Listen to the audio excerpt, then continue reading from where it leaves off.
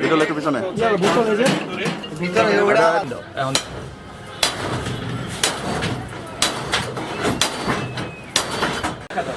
এই যে পাওয়া গেছে। আচ্ছা হাত দেন না হাত দেন না হাত দেন না আস্তে আস্তে আস্তে ওই ক্যামেরা আস্তে আস্তে গুলি গুলি উঠাই এখানে এখানে বোতলে এই করনে ভাই এক নে এই আগে না এটা বন্ধ সাদা এটা মধ্যে সাদা আমার কেন বিশ্বাস আমি ব্যাক করে আসলাম দেখো অভিযান না পেলে এটা হয় না হ্যাঁ স্যার স্যার একটু সুন্দর করে থাকেন স্যার ভাই দেখি একটু সরেন ভাই একটু সবাই সবাই সবাই একটু সরেন মাল দিব মাল দিছো আসি আসি যার দরকার সে ইউজ করে নিবে হ্যাঁ এই বস্তিতে রেড দিই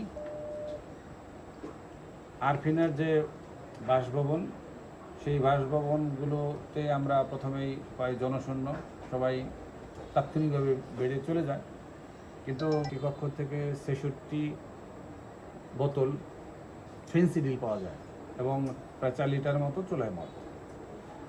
এই অভিযান পরিচালনাকালীন সময়ে আমরা জানতে পারি যে আরফিনার এই মাদকের অর্থ দিয়ে একটি বিলাসবহুল ভবন ঠিক ১.৫ কিলোমিটার দূরে গোপালপুর এই এলাকায় পড়ে আছে। সেখানে চলে আসি, আমরা দেখতে পাচ্ছেন আজকের যে কক্ষে আমরা দাঁড়িয়ে আছি এই ৬তলা ভবনের ৩য় তলায় একটি বিলাসবহুল একটি কক্ষ এখানে তৈরি করা হচ্ছে, নির্মাণাধীন।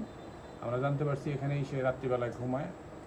সকল কক্ষ আমরা তল্লাশি করি, কতগুলো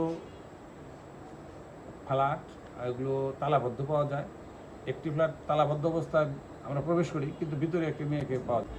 আদালতে সোপর্দ করব, মাদক সেবনের আলামত আছে।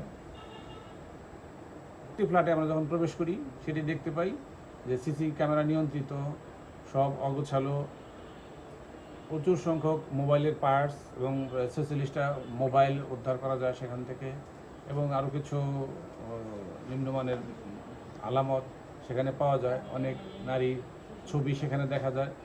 পুরোটাই যে ক্রাইম সিন বোঝা যায় যে একটা অপরাধস্থল। আরফিনা তার যে এই মাদকের অনেকগুলো মামলা তার বিরুদ্ধে আছে, তার বিরুদ্ধে আইনানুগ যে ব্যবস্থাপনা সেগুলো আমরা নিব। এই জন্যই সকল ভবন আমরা তল্লাশি করলাম, কিছু কিছু বিষয় পেলাম। তো সম্ভবত এখানে যে মাদক বা মাদকের অর্থ এখানে থাকার কথা ছিল সেটি হয়তো সরিয়ে ফেলেছে। তো আমরা আমাদের অভিযান অব্যাহত থাকবে।